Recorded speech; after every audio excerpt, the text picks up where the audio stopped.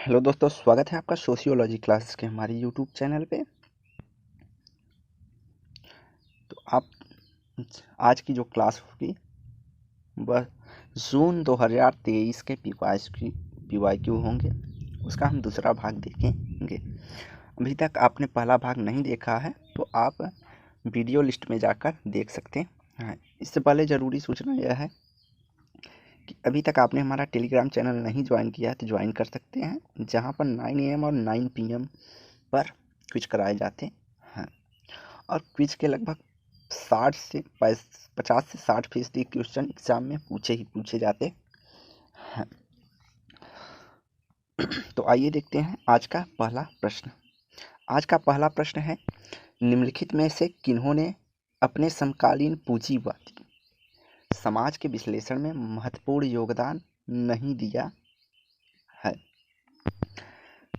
Karl Marx, R Radcliffe Brown, Max Weber, Claude Levi Strauss या जो है इमाइल तुर्की। तो यहाँ पे राइट आंसर जो होगा वह ब्राउन है, जो कि ब्राउन और लेवी-स्ट्रॉस जो हैं जिन्होंने सामाजिक समकालीन पूंजीवादी समाज की चर्चा नहीं की है। इसके अलावा कार्ल मार्क्स, मैक्स वेबर और दुर्खीम तीनों ने पूंजीवाद का विश्लेषण किया है। तो यहाँ राइट आंसर जो हो जाएगा वह बी और डी हो जाएगा। अगला प्रश्न है, तमिलनाडु के तंजौर जिला स्थित श्रीपुरम में बदलते कृषि कार्य के संबंध का अध्ययन किसने किया है? एम.एन. श्रीनिवास, आंद्रे बत्ती, योगेंद्र सिंह या एस.सी. दुबे। तो श्रीपुरम का जो अध्ययन करते हैं वह आंद्रे बेतई जी हैं।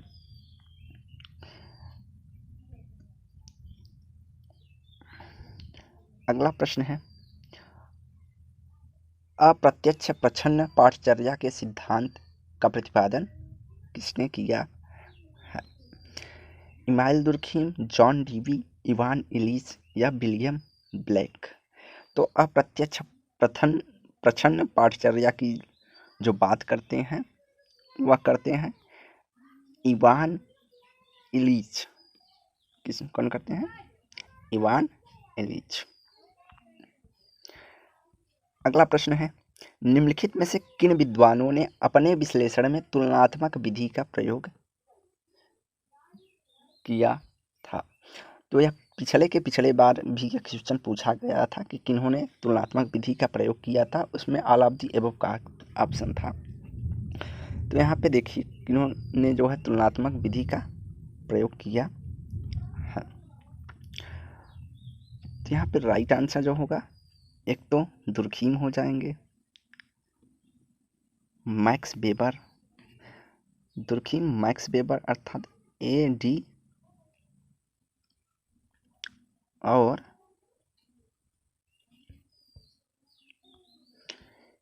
ABD और तो ABD यहाँ पे आंसर हो जाएगा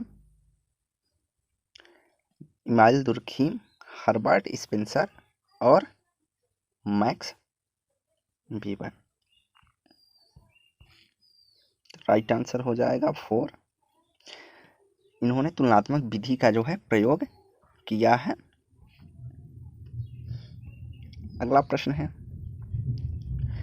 कि आधुनिकता की परिभाषा देने के क्रम में एंथनी गिडिंग्स ने निम्नांकित में से किस मूलभूत संस्था की चर्चा नहीं की थी?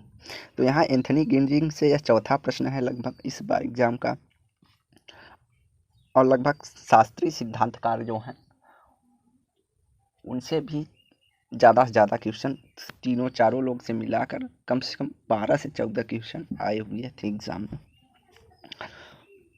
तो यहाँ राइट जो हो जाएगा कि गिडिंग्स ने मूलभूत संस्था की चर्चा नहीं की है। गिडिंग्स पूंजीवाद की बात करते हैं, सैन्य शक्ति की बात करते हैं, उद्योगवाद की बात करते हैं, लेकिन इन्होंने एजुकेशन अर्थात शिक्षा की बात नहीं की है। तो राइट आंसर हमारा 3rd हो जाएगा। अगला प्रश्न है, निम्नांकित में से किन्होंने व्यक्तिगत प्रघटना की व्याख्या सामूहिकता की अवस्था के द्वारा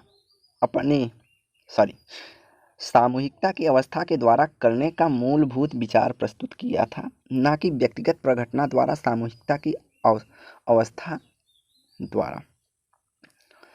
तो इसमें से पूछ रहा है किन्होंने व्यक्तिगत प्रघटना की व्याख्या सामूहिकता के अवस्था के द्वारा अर्थात समाज के माध्यम से किया है। तो समाज के माध्यम से अर्थात समाज को सर्वाधिक महत्व कौन देते हैं? तो समाज को सर्वाधिक महत्व देते हैं इमाइल दुर्खीम। तो राइट आंसर हमारा हो जाएगा 4 email Durkheim.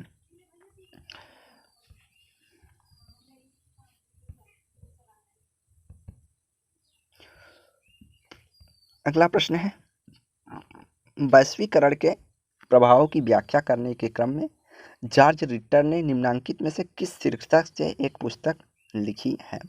The theory of leisure class 13 Veblen की है, the institute of workmanship and the state of industrial art, या सोशल नेटवर्क एनालिसिस, या मैकडोनाल्डाइजेशन ऑफ सोसाइटी। तो जॉर्ज रिटर ने अमेरिका की मैकडोनल्ड एक खाने वाली है, तो उसका सांस्कृतिक कल्चर प्रसार के रूप में वैश्वीकरण के संदर्भ में इन्होंने बताया हुआ है, और यही पुस्तक है उनकी द मैकडोनाल्डाइजेशन ऑफ सोसाइटी, अर्थात किस तरह मैकडोनाल्डाइजेशन वैश्विक स्तर पर प्रसार हुआ है। उसी तरह इन्होंने अमेरिका के मास्टर कार्ड की भी चर्चा की हुई है। अगला है सूची 1 को सूची 2 के साथ सुमेलित कीजिए दिए गए कूटों के अनुसार। तो अर्क, एंटी अर्क, तो यहाँ देखेंगे पहला ऑप्शन पहले चिपको आंदोलन। तो चिपको आंदोलन जो संबंधित है वह उत्तराखंड से संबंधित है, तो सभी ऑप्शन निगलेक्ट हो जाएंगे, हमारा ऑप्शन ए सही हो जाएगा। उसके बाद अर्क विरोधी जो है आंध्र प्रदेश, नक्सलवाड़ी जो आंदोलन संबंधित है वह पश्चिम बंगाल से संबंधित है, और शेतकारी आंदोलन महाराष्ट्र से संबंधित है। तो राइट आंसर हमारा ए हो जाएगा।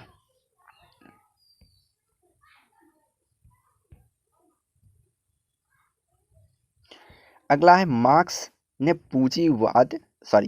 पूंजी की जैविक रचना में निम्नांकित में से किनका परिकलन किया है, अर्थात चर्चा किनकी की है? तो यहाँ जैविक रचना की जो बात है तो ये तो वैसे ही दे दिया है। तो मार्क्स पूंजी की किनकी बात करते हैं? पूंजी में मार्क्स पूंजी में कंस्टेंट कैपिटल और वेरिएबल कैपिटल अर्थात स्थिर पूंजी और परिवर्त्य पूंजी की बात जो है मार्क्स करते हैं, खास करके जैविक रचना के लिए।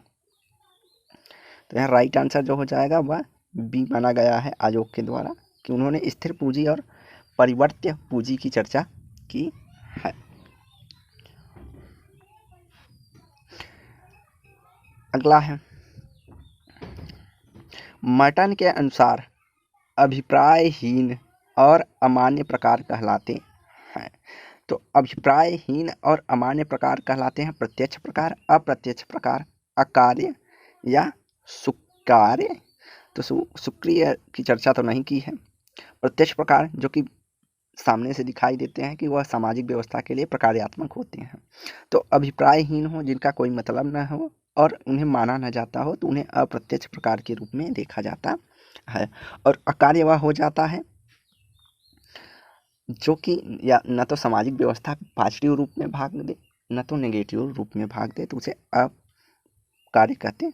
तो यहाँ राइट आंसर जो हो जाएगा वो हो जाएगा सेकंड, अप्रत्यक्ष प्रकार अभिप्रायहीन और अमान्य प्रकार कहलाता है।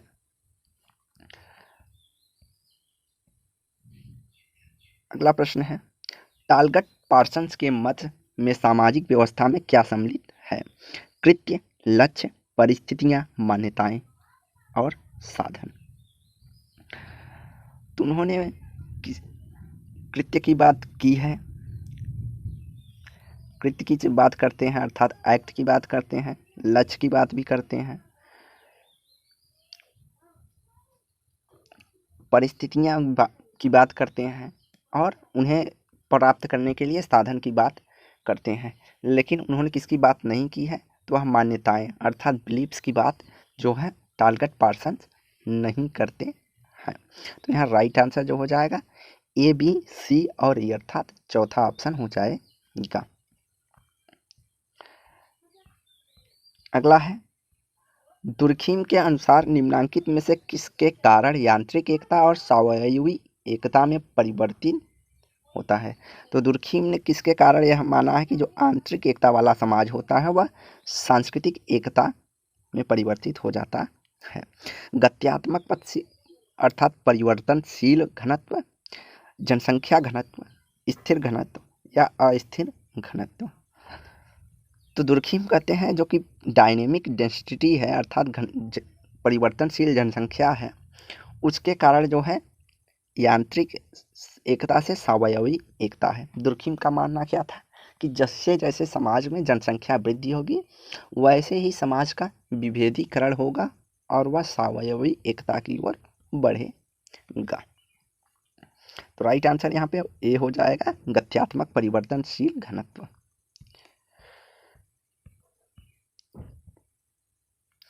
अगला प्रश्न है, निम्नांकित में किन्होंने आधुनिक संगठनों के संदर्भ में शक्ति विचारधारा और विमर्श के मध्य संबंध स्थापित की है। फूको, एम फुकुयामा, कार्ल मैनहीम, मैनुअल कैसेल्स। तो माइकल फौकाल्ट या मिशेल फूको कह सकते हैं जिन्होंने शक्ति विचारधारा और विमर्श, पावर, आइडियोलॉजी और डिस्कोर्स की बात मिशेल फूको करते हैं। तो राइट आंसर हमारा 1 हो जाएगा। अगला है सामाजिक सर्वेक्षण। तो अगला प्रश्न है कि सामाजिक सर्वेक्षण में क्या क्या होते हैं। तो सामाजिक सर्वेक्षण में प्रश्नावली और संरचनाबद्ध साक्षात्कार की विधियां या आंकड़ों के संकलन करने के लिए प्रयुक्त किए जाते हैं। हाँ, या तो प्रश्नावली भरवाएंगे या तो उनसे हम साक्षात्कार करके प्रश्न पूछेंगे। उसके बाद चयनित प्रतिदर्श से मानकीकृत सूचना संबंधित जनसमूह के निरूपक के रूप में संकलित किया जाता है अर्थात एक मानकी। तो यह भी हमारा बी कथन भी सही हो जाएगा। उसके बाद यहाँ पे कहा गया है प्रतिदर्श के सभी सदस्यों से विविध प्रश्न समुच्चय, यहाँ जो विविध प्रश्न समुच्चय है यह न होकर एक जैसे प्रश्न पूछे जाते हैं, इसलिए हमारा जो है सी ऑप्शन गलत हो जाएगा। उसके बाद प्रतिदर्श में सम्मिलित सभी सदस्यों से एक जैसे प्रश्न पूछे जाते हैं और मानकीकृत सूचना प्राप्त होती है, तो यह भी सही है। सामाजिक संरक्षण में विश्लेषणात्मक या वर्गात्मक दोनों संदर्भ में अंतर्भूत किए जा सकते हैं, तो यहाँ पे यह भी कथन सही है। तो राइट आंसर हमारा हो जाएगा 3rd, ए, बी, डी और ई।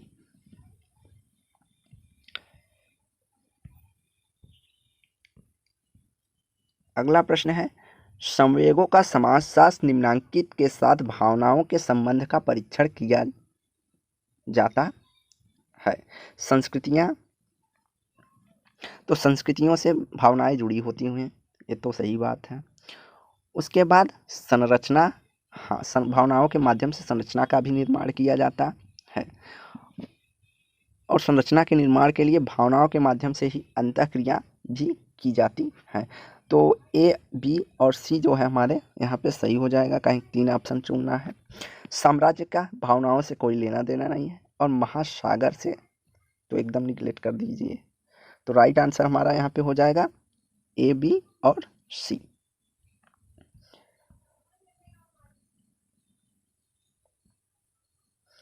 अगला प्रश्न है कि हाइबरमास ने निम्नांकित में से पूंजीवादी समाजों के किन प्रकारों को चिन्हित किया था। रूढ़िवादी पूंजीवाद, उदारवादी पूंजीवाद, पश्चिम औद्योगिक समाज को संगठित करने वाला पूंजीवाद, थर्ड वर्ल्ड समाजों को असंगठित पूंजीवाद या राज्य अभिप्रेरित सामाजिक उत्तर पूंजीवाद। तो यहाँ पे जो हैबरमास उदारवादी पूंजीवाद की बात करते हैं, संगठित पूंजीवाद की बात करते हैं और उत्तर पूंजीवाद की बात करते हैं। तो असंगठित पूंजीवाद की चर्चा इन्होंने नहीं की है और रूढ़िवादी पूंजीवाद की भी चर्चा नहीं की है। यहाँ जो एक्स्ट्रा वर्ड दे दिए हैं जैसे पश्चिमी औद्योगिक समाजों का, तो इससे कोई लेना देना बहुत है नहीं। राज्य प्रेरित समाजवादी समाजों का, तो ये भी केवल आपको घुमाने के लिए दे दिया है। उदारवादी पूंजीवाद, संगठित पूंजीवाद और उत्तर पूंजीवाद की चर्चा जो है हैबरमास करते हैं। तो राइट आंसर जो हो जाएगा हमारा बी, सी और ई हो जाएगा, अर्थात 4।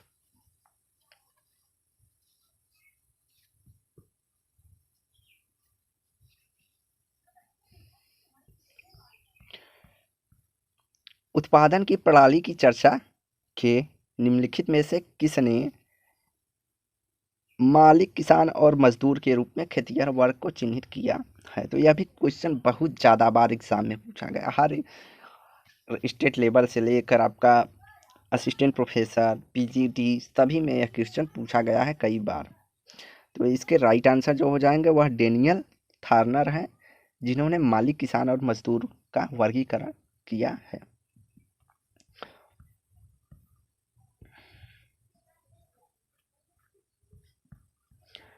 अगला है सूची 1 को सूची 2 से सुमेलित करना है। पहले लिस्ट में है संकल्पनाएं, दूसरे में हमारा समाजशास्त्री है।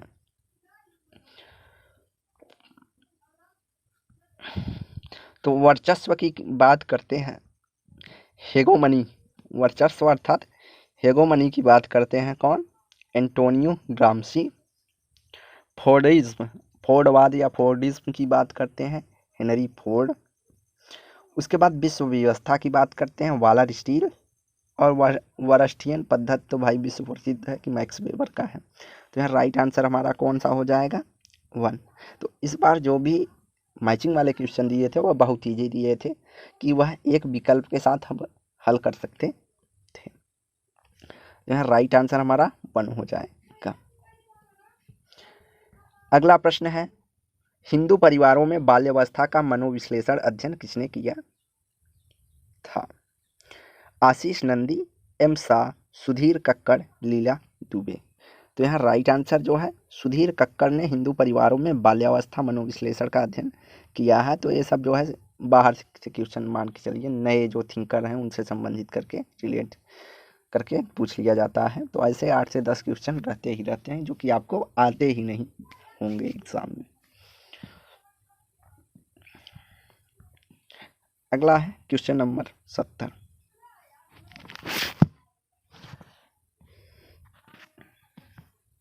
साक्षात्कार के आंकड़े संकलन का गुण है कि यह बहुत व्यापक भौगोलिक क्षेत्र पर आच्छादित होता है। तो बहुत व्यापक रूप से आप साक्षात्कार नहीं कर सकते, पहला निकले। यह किसी घटना के मात्रात्मक पक्ष का अध्ययन करता है। तो यह किसी घटना के मात्रात्मक पक्ष का नहीं, गुणात्मक पक्ष का अध्ययन करता है। यह अमूर्त व्यक्तिगत कारकों के अध्ययन की प्रभावी विधि है। तो सी होगा। और उसके बाद यह प्रतिवादी के अप्रत्याशित पक्षों की पहचान करने में उपयोगी होता है। तो सी और डी जो है हमारा यहाँ पे राइट आंसर हो जाएगा। ऑप्शन 3 यहाँ पे सही है। अगला, सूची 1 को सूची 2 के साथ सुमेलित कीजिए दिए गए कूटों के अनुसार। तो सूची 1 में है चिंतक और 2 में उनसे संबंधित अवधारणाएं। तो मैक्स वेबर बात करते हैं। तो मैक्स वेबर किसकी बात करते हैं? तो मैक्स वेबर रेशनैलिटी अर्थात तार्किकता की बात करते हैं। जॉर्ज सीमेल बात करते हैं सेक्शन अर्थात मित्र भाव की बात करते हैं। थर्स्टिन वेबलन अर्थात नुमाइश उपभोग अर्थात दिखावे का उपभोग की बात करते हैं या प्रदर्शन उपभोग की बात करते हैं। और डोर्थी और थॉमस जो हैं वह स्थिति परिभाषा देने के लिए जाने जाते हैं। तो मैक्स वेबर रेशनैलिटी की बात करते हैं, जॉर्ज सीमेल यहाँ पे सेक्शंस की बात करते हैं, थर्स्टिन वेबलन जो है कॉन्सिक्वेंस कंजक्शन की बात करते हैं, और Dorothy the Thomas define the situation की बात इन्होंने की है। तो यहाँ सभी सुमेलित है। राइट आंसर हमारा 1 हो जाएगा।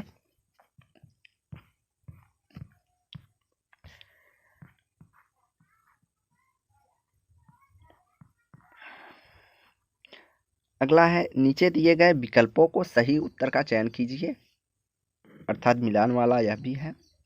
तो यहाँ नाट्य विश्लेषण की बात कौन करते हैं? तो नाट्य विश्लेषण या ड्रामेटोलॉजी की बात करते हैं इरविन गॉफमैन। तो उसके बाद उत्तर आधुनिकता की बात करते हैं। तो उत्तर आधुनिक जो है, तो उत्तर आधुनिक समाजशास्त्री हमारे यहाँ पे मिशेल फूको हैं। प्रतीकात्मक अंतःक्रियावाद। प्रतीकात्मक अंतःक्रियावाद की बात करते हैं हर्बर्ट ब्लूमर, और परिघटना विज्ञान या समृद्धि शास्त्र की बात करते हैं अल्फ्रेड शूट्स। तो एक बार इंग्लिश में भी देख लेते हैं। तो यहाँ पे राइट आंसर जो हमारा हो जाएगा वो 4 होगा। इंग्लिश में देख लेते हैं। ड्रामाटर्जिकल की बात करते हैं Irwin Goffman. Post modernism thinker जो है मिशेल फूको हो जाएंगे। सिंबॉलिक इंटरैक्शनिज्म की बात करते हैं हर्बर्ट ब्लूमर और जी.एच. मीड। फिनोमिनोलॉजी की बात करते हैं जो अल्फ्रेड शूट्स। तो यहाँ राइट आंसर जो है 4 सही है।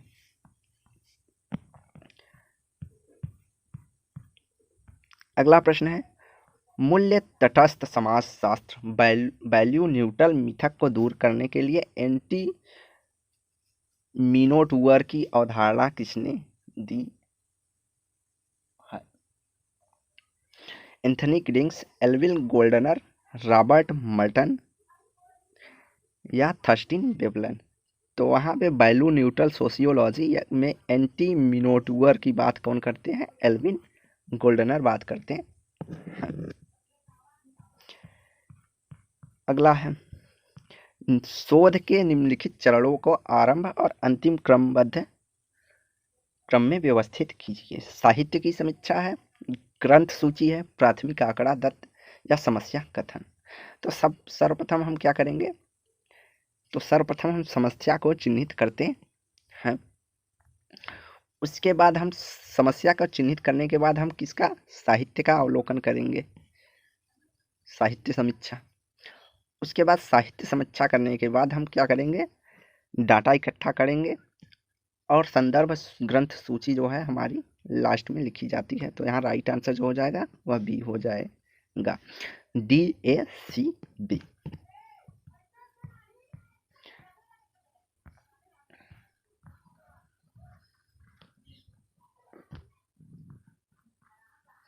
अगला प्रश्न है हिंदू समाज की संरचना और संज्ञान अभिज्ञान का अध्ययन करने के क्रम में निम्नांकित में से किस भारतीय समाजशास्त्री ने क्लाउड लेवी-स्ट्रॉस की सैद्धांतिक अंतर्दृष्टि को अनुप्रयुक्त किया है?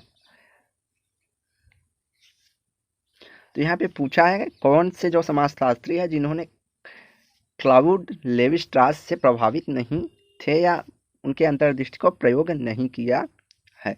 तो श्रीनिवास, मैकिम मेरियट, एस.सी. दुबे कहीं ना कहीं अंतर्दृष्टि का प्रयोग करते हैं, लेकिन यहाँ पर बीना दास जो हैं इन्होंने नहीं किया है। तो राइट आंसर जो हो जाएगा वह हो जाएगा 4 बीना दास।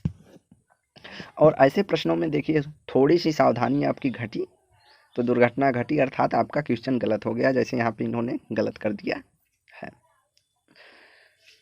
तो राइट आंसर 4 हो जाएगा। अगला है सूची 1 को सूची 2 से मिलान कीजिए। सूची 1 में लेखक दिए हुए हैं, सूची 2 में पुस्तकें हैं। तो GS. Ghurye, L.S. O'Malley, sir H Risley या B.H. Baden Powell. तो GS. Ghurye the Indian village community है, caste race in India, Indian caste and custom, tribe and caste of Bengal ethnography glossary. तो यहाँ पे जी.एस. घुरिये की जो है पुस्तक हो जाएगी caste and race in India.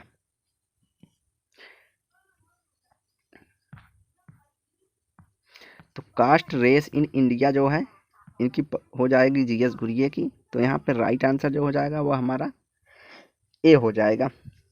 उसके बाद दिया है L.S.O. माली जो है, L.S.O. माली की जो पुस्तक है वह इंडियन कास्ट कस्टम है। हर्बर्ट रिजली की जो पुस्तक है वह tribe and caste of Bengal ethnography glossary है। उसके बाद B.H. बेडवे पावेल की जो पुस्तक है वह द इंडियन विलेज कम्युनिटी जो है पावेल से संबंधित है। तो एक बार फिर से देख लेते हैं।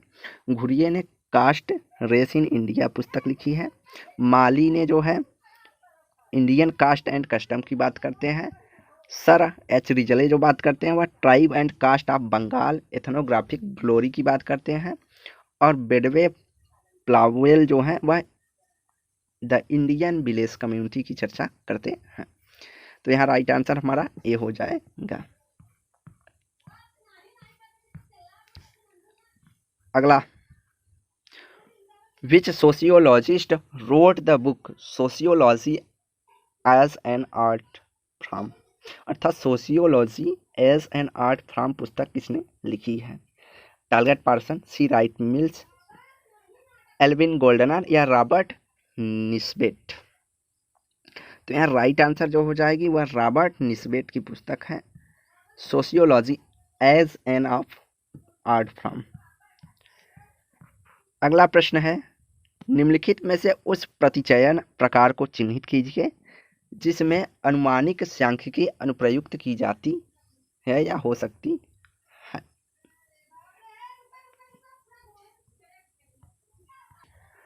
सामान्य यादृच्छिक प्रतिचयन, स्तरीकृत प्रतिचयन, बहु प्रयोजन मूल्य प्रतिचयन या बहुचरणीय यादृच्छिक प्रतिचयन?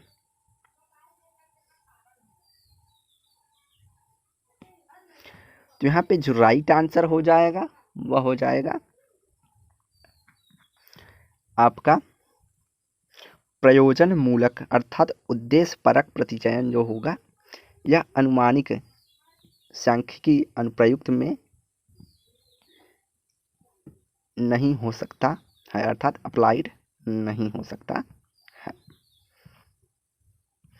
इसके अलावा sample random sampling, stratified sampling और मल्टी स्टेज रैंडम सैंपलिंग जो है यह आपके प्रोबेबिलिटी सैंपलिंग है, प्रोबेबिलिटी, और जो प्रयोजन मूलक है यह नॉन प्रोबेबिलिटी सैंपल के रूप में देखा जाता है। अगला है, निम्नलिखित में से कौन शरीर के शास्त्रीय सिद्धांत के अध्ययन के लिए प्रसिद्ध है? सोशियोलॉजिकल स्टडी ऑफ बॉडीज की बात कौन करते हैं? तो बी.एस. टर्नर, स्क्यू स्कॉट बात करते हैं, डेविड मॉर्गन और बी.एस. टर्नर करते हैं, और बी.एस. टर्नर और मिशेल फूको जो है इसकी चर्चा करते हैं। तो यहाँ राइट आंसर जो हो जाएगा ए, बी और सी होगा। अगला है स्टेटमेंट वाला कथन है, दिए गए कथन है, एक अभिकथन है तो दूसरा उसका कारण के रूप में दिया गया है। अभिकथन दिया है कि एच ब्लूमर ने अनुसार मानव जाति अपने पूर्व मापन के आधार पर चीज़ों के प्रति अनुक्रिया करते हैं, चीज़ों को संभालने के क्रम में निर्वचन की प्रक्रिया के माध्यम से अभिप्राय या व्युत्पन्न किए जाते हैं।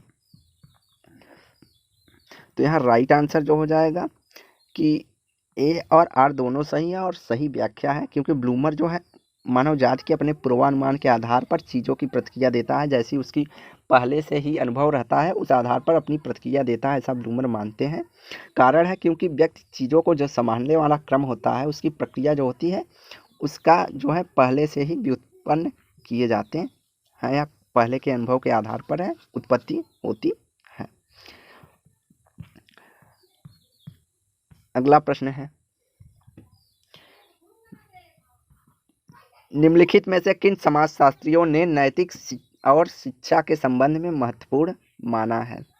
जे Dewey, E Durkheim, M Max Weber, T Parson, Talcott Parson या आर के मार्टन? तो इसमें से किन्होंने नैतिकता और शिक्षा के संबंध में महत्वपूर्ण माना जाता है? तो नैतिकता और शिक्षा की बात करते हैं जॉन डेवी और इमाइल दुर्खीम। तो राइट आंसर यहाँ हो जाएगा ए और बी हमारा सही होगा। अगला कथन है, मैक्स वेबर द्वारा प्रतिपादित प्राधिकार के संबंध में निम्नांकित प्रारूपों में से कौन सा प्रारूप परंपरागत प्राधिकार का रूप नहीं है? परंपरागत अर्थात ट्रेडिशनल का प्रारूप नहीं है। प्रत्यसत्तात्मक गृहस्थी एक ट्रेडिशनल है, सामंतवादी में ट्रेडिशनल पाया जाता था, पुश्तैनीवाद में ट्रेडिशनल पाया जाता है। तो नौकरशाही जो है यह तार्किक व्यवस्था या प्राधिकार से संबंधित है। तो राइट आंसर हमारा सेकंड हो जाएगा। अगला प्रश्न है, उनका चयन कीजिए जिन्होंने संघर्ष के प्रकार की पहचान की है। तो यहाँ पे संघर्षात्मक प्रकारवादी कौन कौन से हैं? तो जॉर्ज सिमेल जो है जिन्होंने संघर्ष के प्रकार की चर्चा की है, और इनके अलावा लुइस कोजर हैं जिन्होंने प्रकार की चर्चा करते हैं। तो राइट आंसर हमारा यहाँ पे सी और ई हो जाएगा। कार्ल मार्क्स, राल्फ डेहरनडॉर्फ और राल्फ जो है इन्होंने संघर्ष के, जैसे कार्ल मार्क्स सत्ता से रिलेट करते हैं संघर्ष को, सॉरी डेहरनडॉर्फ सत्ता से की बात करते हैं, और कार्ल मार्क्स वर्ग संघर्ष से संघर्ष को रिलेट करते हैं, अर्थात पूंजीवाद में बुर्जुआ और सर्वहारा के संघर्ष की बात कार्ल मार्क्स करते हैं।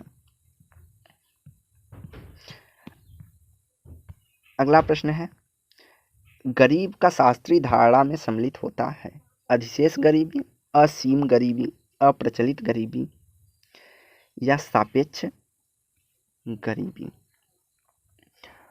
तो यहाँ पे राइट आंसर जो हो जाएगा वह हो जाएगा आपका बी और डी। एब्सोल्यूट पॉवर्टी की बात करते हैं और रिलेटिव पॉवर्टी की बात जो है गरीब की शास्त्रीय धारणा में किया जाता है। तो बी और डी राइट हो जाएगा।